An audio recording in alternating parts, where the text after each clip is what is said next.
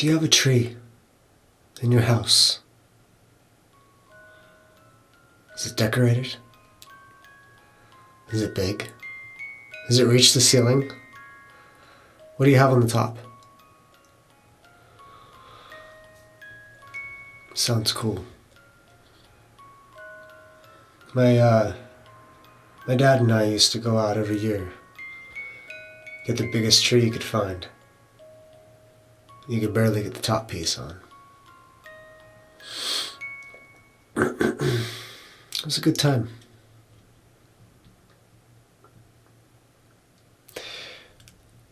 Let me tell you what our Father thinks of these trees.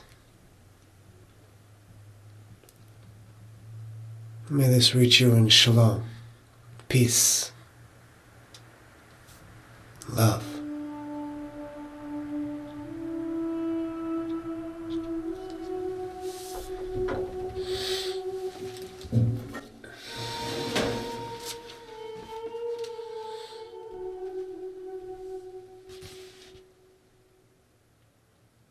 Yahweh says, because they have forsaken my Torah, which I set before them, and have not obeyed my voice, nor walked according to it, but they have walked according to the stubbornness of their own heart, and after the idols, which their fathers and families had taught them. Therefore, thus said Yahweh of hosts, Elohim of Israel, see, I am making this people eat wormwood, and I shall make them drink poisoned water. And I shall scatter them among the nations, whom neither they have known, nor their fathers have known. And I shall send a sword after them until I have consumed them. Thus said Yahweh, let not the wise boast. Let not him boast in his wisdom, nor his might, nor his riches. But let him who boasts, boast of this, that he understands and knows me, that I am Yahweh. I'm doing loving commitment, right ruling, and righteousness in the earth. For in these I delight, declares Yahweh. See, the days are coming, declares Yahweh, when I shall punish all. Thus said Yahweh, do not learn the ways of the nations. Do not be awed by the signs of heaven, for the nations are awed by them. For the laws of these people are worthless. For one cuts a tree from the forest, work for hands of a craftsman with a cutting tool, chisel. They beautify it with silver and gold. They strengthen it with nails and hammers so that it does not topple. They are like a rounded post, and they do not speak. They have to be carried because they do not walk. For they do no evil, nor is it in them to do any good. They are both brutish and foolish. An instruction of worthlessness is the tree. Silver is beaten into plates. It is brought from Tarshish, and gold from Uphaz, the work of craftsmen, and of the hands of the smith, draped in blue and purple, all of them or the work of skilled ones. Say to them this, the Allah that did not make the heavens and the earth shall perish from the earth, from under these heavens. He has made the earth by his power. He has established the world by his wisdom, and has stretched out the heavens by his understanding. Everyone is brutish in knowledge. Every smith is put to shame by his idol. For his molten image is falsehood, and there is no spirit in them. They are worthless, a work of mockery. In the time of their punishment they perish.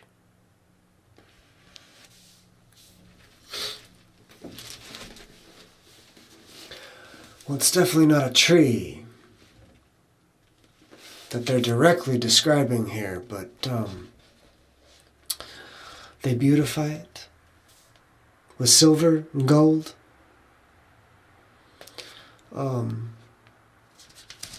They cut it out of the forest. It has to be carried. They put nails in it, make it stand upright. Just saying. There's something else that describes an evergreen in a festival, but we'll get to that. We'll finish up in Jeremiah here. And you shall say to them, thus said Yahweh, Elohim of Israel, cursed is the man who does not obey the word of this covenant, which I commanded your fathers in the day that I brought them out of the land of Mitzrayim, from the iron furnace, saying, obey my voice, and you shall do according to all that I command you, and you shall be my people, and I'll be your Elohim.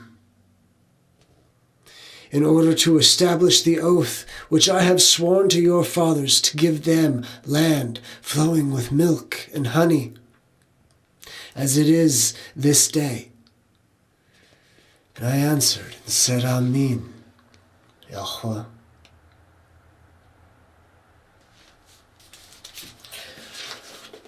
Let's turn over to Isaiah.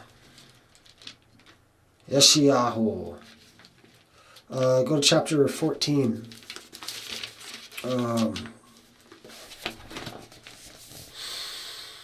7 and 8.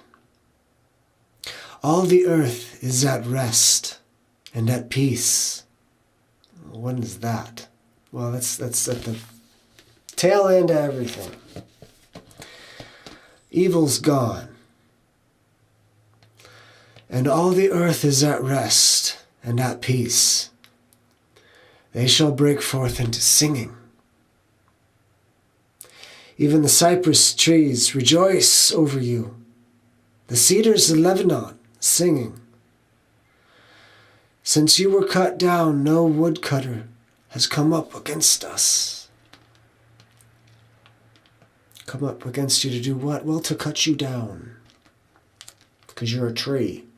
An evergreen tree, a cypress tree, a cedar of Lebanon. Now these trees were cut down to go into a worksman's shop, to be made into an idol, little tiki man. Dare I say, some of them are poles, and they were made into totem poles or statues. Statues and engraven images of things that are on the earth and up in the heavens. And the nations would bow down to them. I believe that's the second commandment. So the Christmas tree thing, let's look at Yule, okay? Yule is a celebration of 12 days during the summer solstice. Not the summer, sorry, the winter solstice. Concerning a tree, candles, it's not what we do here concerning these guys, but moving forward. Decorating with an evergreen. There's wreaths everywhere. The paganism symbolizes the return of light, because how dare it go away forever? There's altars involved. Some would say your Christmas tree is an altar. There's baking of sweets. Mr. Claus and his cookies. Lots of feasting. You know, family's over. You haven't seen Uncle Jim in like 10 years. There he is. 3 sheets in the corner. Giving thanks in a time of reflection. Well, that's wonderful. You know, we should do that daily. And what is this? Making resolutions for the new year. And also, this is a celebration of nature, family, and self. Anyways, so the return of the light. Some would say the Messiah is the light. Well, you're correct. He is. Well, Brian, hey, we're not celebrating it for pagan reasons. This is the birth of our baby our little Messiah. What are you talking about? It's condemned. Mercy. Well, concerning his birth, well, let's look at his death. Okay? I'm not even going to tackle the name topic right now, but let's look at his death. All scholarly consensus says that he was 33 and a half years old when he died on whatever piece of wood you want to say he died on. And that was, what was the festival? Pesach. So if he was 33 and a half, well, that would mean 6 months prior he had a birthday. Which, if you take the calendar date of the Pesach, you run that sucker back 6 months, you run into Tabernacles. Which is not even in the season of your December 25th. Ladies and gentlemen, there's an issue here. If this isn't the birth of our Yahshua of Israel and the world, then what is it? Well, that Yule definitely rings a bell with all the symbolism, with the tree and the candles and the lights and the decorating with evergreens and the feasting, and the list goes on.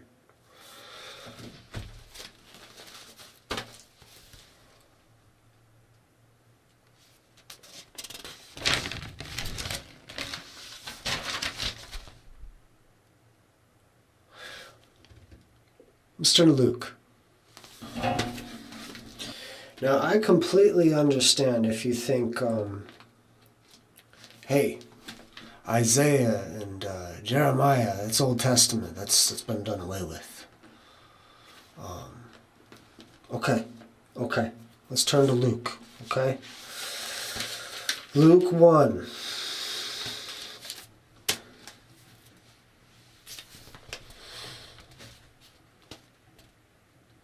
I was there.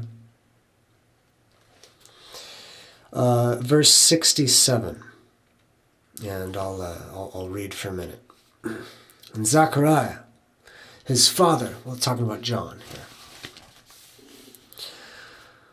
Yohanan, his father was filled with the set-apart spirit and prophesied, saying, Blessed be Yahweh Elohim of Israel, for he did look upon the worked redemption for his people. And he raised up a horn of deliverance for us in the house of his servant David, as he spoke by the mouth of his set-apart prophets of old.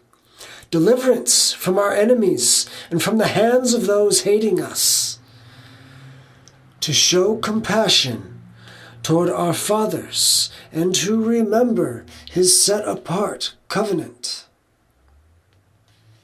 an oath which he swore to our father Abraham. Okay, let's stop there and turn back to what we were just reading. Jeremiah 11. And you shall say to them, Thus said Yahweh Elohim of Israel, Cursed is the man who does not obey the words of this covenant. Well, what covenant are we talking about here? Well, back to Luke, the covenant which he swore to our father Abraham, which is a Melchizedek covenant. I encourage you to look into that as far as you can. If you get bored, pause it, go eat a sandwich, and come back to it. I'll continue with Luke 2.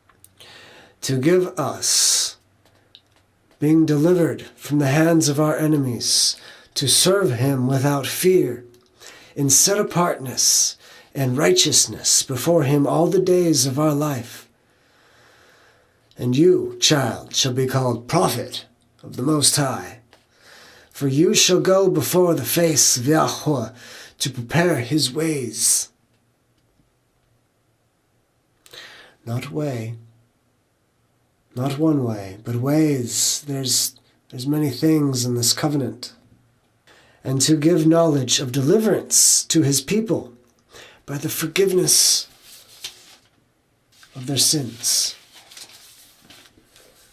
To give light to those sitting in darkness and the shadow of death, to guide our feet into the way of peace. I would argue that covenant was the very same first one that was written on the sapphire tablets, which Moshe and Yahushua were coming down the mountain and seen Aaron and his golden calf, and he smashed it. A renewed covenant of old.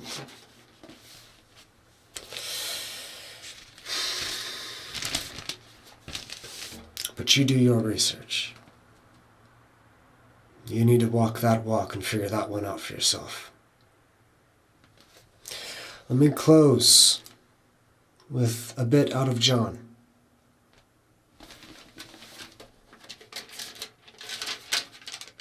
Pardon me if I skip around some.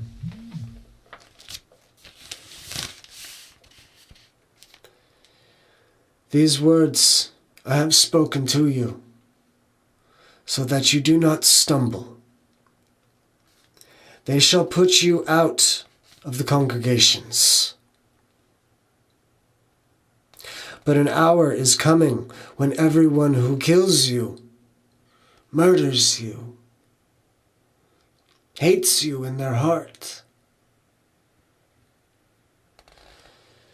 shall think he is rendering service to Elohim. And this they shall do, because they did not know the Father nor me. In that day you shall know that I am in my Father, and you in me, and I in you. He who possesses my commands and guards them, it is he who loves me, and he who loves me shall be loved by my Father, and I shall love him and manifest myself to him. You are already clean because of the word which I have spoken to you. So stay in me, and I stay in you. As the branch is unable to bear fruit of itself unless it stays in the vine, so neither you, unless you stay in me.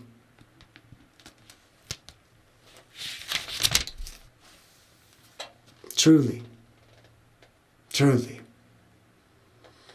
I say to you that you shall weep and lament, but the world shall rejoice, and you shall be grieved, but your grief shall become joy.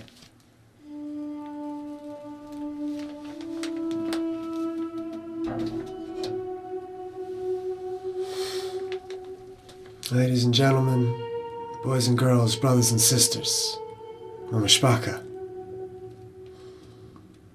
This is Let There Be Light. My name's Brian. I'll talk to you very soon. Shalom. Lights out.